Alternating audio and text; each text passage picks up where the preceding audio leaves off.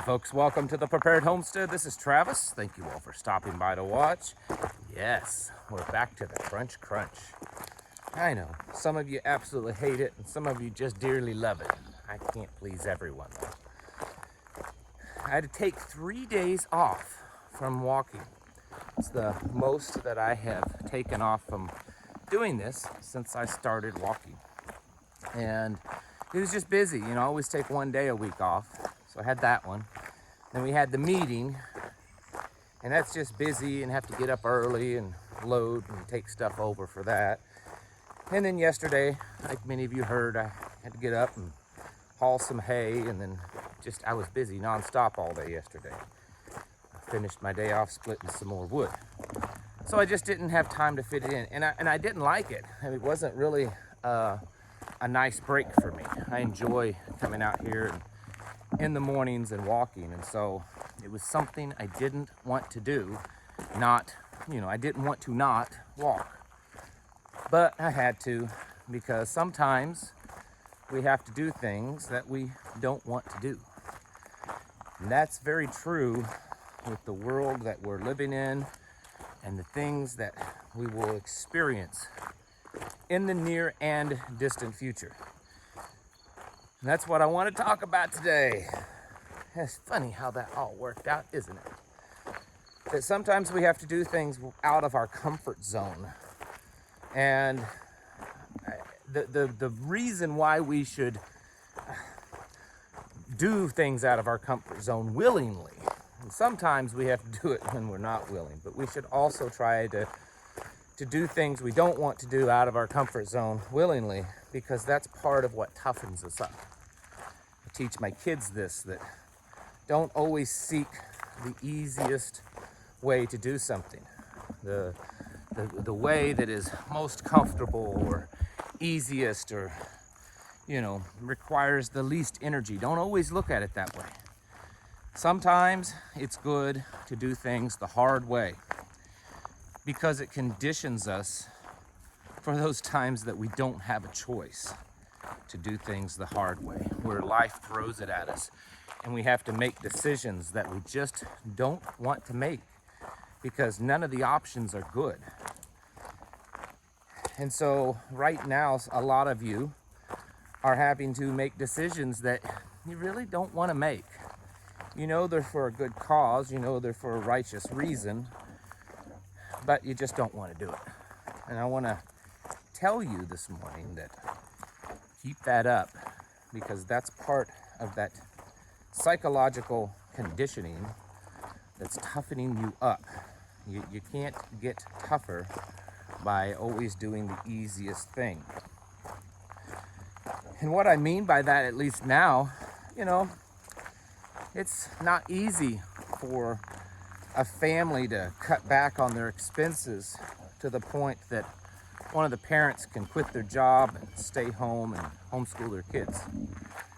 It's not easy taking a stand for what you know to be the truth and what you know to be moral, when it causes you to lose friendships and family members to the point even that they want nothing to do with you. It's not easy. It's uncomfortable. It's not a decision we want to make, but we know it's the right decision to make. It's not easy cutting back, canceling, vacations, or ending spending in certain things, selling certain things, when we know that we need to do that so that we can buy the things that we actually do need to become more prepared. It's not easy quitting a good job, selling a nice house, and moving out into the sticks and living in a little cabin, or buying some old farmhouse, or living in an RV, or even a tent for a while. It's not easy doing those things, and knowing that your lifestyle is no longer going to be, sitting in an office and nice air-conditioned workspace. And now you're going to be spending your days outside, putting fence up and chopping wood, building stuff, and working in the gardens. I mean, there's a fun aspect to that, but it's certainly not easy. It's not always comfortable either. We need to work on getting comfortable being uncomfortable, because the world that we're living in and the changes that are being made on a daily basis, yeah, I hate to be the bearer of bad news, but I'm pretty confident that things are just going to get more uncomfortable for us, to the point that it's probably going to be downright painful. Not just mentally painful, but physically painful also. And we have to condition ourselves for that. And I'm not saying that any of you, or all of you, aren't very tough. In fact, it's probably the opposite, I would say, based on the people that I've already met that watch this channel, the conversations I've had with many of you online. I'd say you're a pretty tough group of people. But we all could become tougher. We all could work on kind of this ability to make decisions we don't want to make.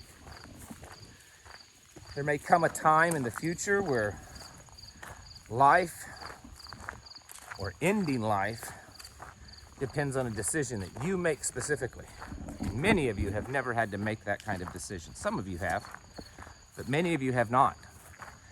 Many of you may have to make a decision in the future of whether or not to turn away a person, a child, because if you take them in and you feed them, then you may not have that much food to feed your own family.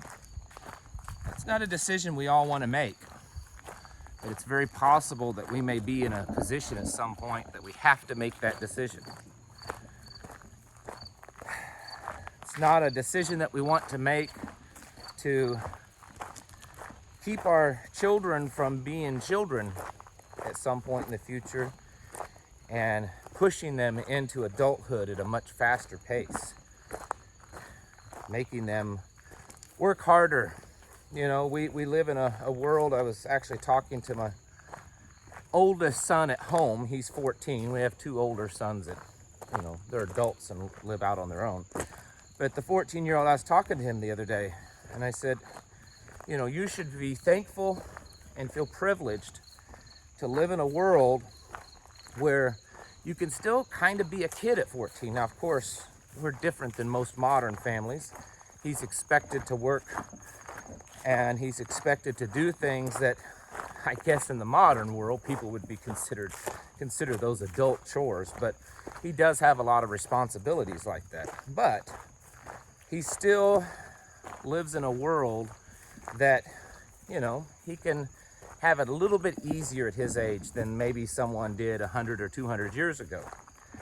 I told him that you should be thankful for that, because there may come a day that you're the one out there at 14 years old patrolling the property against bad guys, and you may even have to use it. And in America today, other than the criminal elements, so we're gonna not talk about that, the average 14-year-old that's raised properly doesn't have to make a decision on whether to allow or take away life. In the past, they did sometimes, and it's possible that in the future they will again. And this is just one of many, many examples. And so what I'm telling you folks today is that we need to start conditioning ourselves. I don't think that there's any downside to this. You know, if things don't get as bad as what I'm thinking they will, and that's always a possibility. I mean, it certainly doesn't look that way based on how things are happening.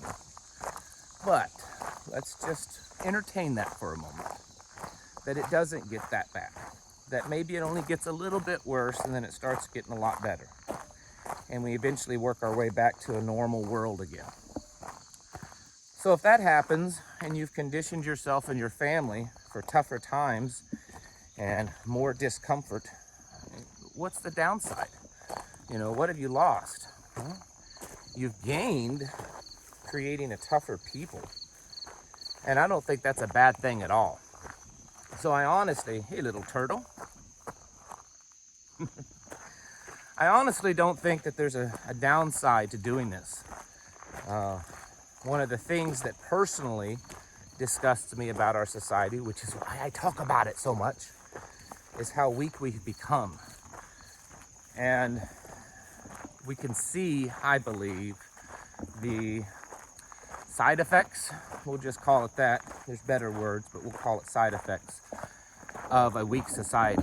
The side effects of weak men, the side effects of weak women, the side effects of weak children and weak families and weak churches. Yeah, weak communities. We're living in those side effects. And so I see nothing wrong with toughening up our families.